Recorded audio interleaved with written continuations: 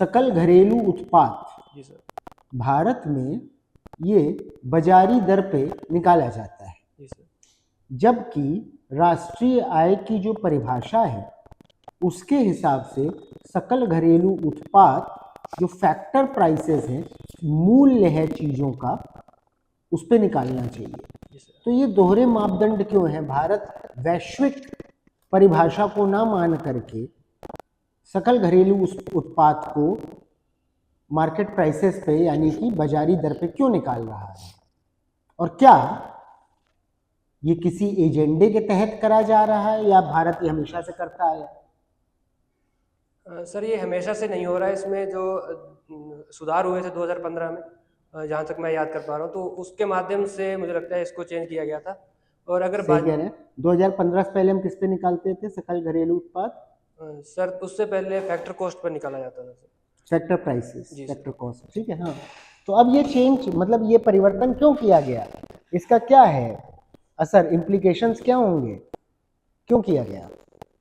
Sir इसमें मुझे लगता है कि जो एक तो हमारा जो अनऑर्गेनाइज्ड सेक्टर है वो अधिक है। इसके जो फैक्टर कॉस्ट है उस पर मूल्य निकालना थोड़ा मुश्किल का काम है, तो इसको बाजार मूल्य पर निकाला जा रहा है। दूसरा, इसमें जो दोहरी गणना होती है फैक्टर कॉस्ट पर, तो उससे बचने के लिए भी मुझे लगता है कि जो अभी बाजार मूल्य पर इसको अपनाया गया है।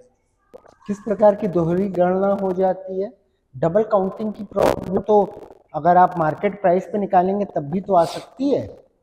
अगर आप चीज़ों की वैल्यू के हिसाब से करेंगे, तीन तरीके होते हैं सकल घरेलू उत्पाद के, है ना। एक तो आपका जीवीए के तरीके निकाला जाता है वैल्यू से, एक आपका खर्चे एक्सपेंडिचर मेथड होता है, तीसरा आपका आय इनकम मेथड होता है। तो जीवीए में तो जब आप वैल्यू ले रहे हो, ग्रॉस वैल्यू एडिशन की गुणवत्ता कितनी बढ़ी, यही तो निकालते हो। और गुणवत्ता का जब आप समावेश कर देते हो तो सकल घरेलू उत्पाद आ जाता है। तो ये तो आप चाहे फैक्टर कॉस्ट से निकालें चाहे मार्केट प्राइस से निकालें, अगर आप चीज़ों का फाइनल मूल्य लेंगे तो ये दोहरा डबल काउंटिंग वाला इशू आएगा ही नहीं। तो फिर फैक्टर प्राइस और मार्केट प्राइस में क्यों अंतर कर दिया? सर इसमें मैं जहाँ तक अनुमान कर पा रहा हूँ कि जो सब्सिडी है उसको और जो टैक्स है उसके जो नेट प्रभाव को जोड़ने के लिए मुझे लगता है कि जो फैक्टर कॉस्ट से जो मार्केट प्राइस है उसकी ओर अग्रसर हुए हैं।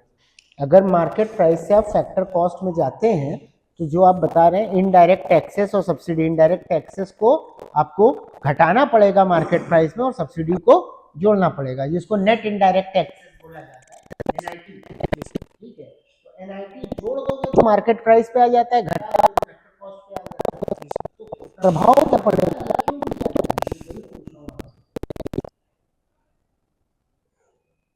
सॉरी सर, मैं इसके बारे में याद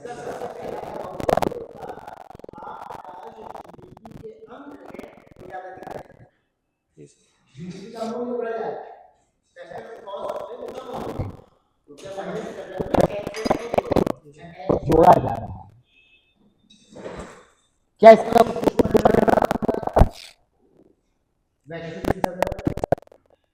सर इसमें जो भारत के जीडीपी आंकड़े हैं उसमें जो वैश्विक स्तर पर जो विश्वसनीयता है वो कम हो सकती है सर। क्या ऐसा हुआ है? सर अभी जो आईएमएफ ने जो इंडिया जो स्टैटिस्टिक्स है उनको सी ग्रेड दिया। जी सर। जी सर। और अब मैं आपको है नॉलेज है, थोड़ा कॉन्फिडेंस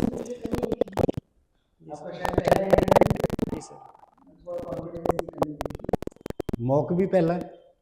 नहीं सर, मौका आज मैंने काफी दे दिए, तो आज कितने तीसरा दिए? है इसलिए थोड़ा कम। कितने? ऐसे नहीं, एक दिन में एक 12 जनवरी को। तभी एग्जॉस्ट हो लेना तीसरे दिन। नहीं सर, आज मैंने सोचा था कि आज जितने देने हैं बस लास्ट।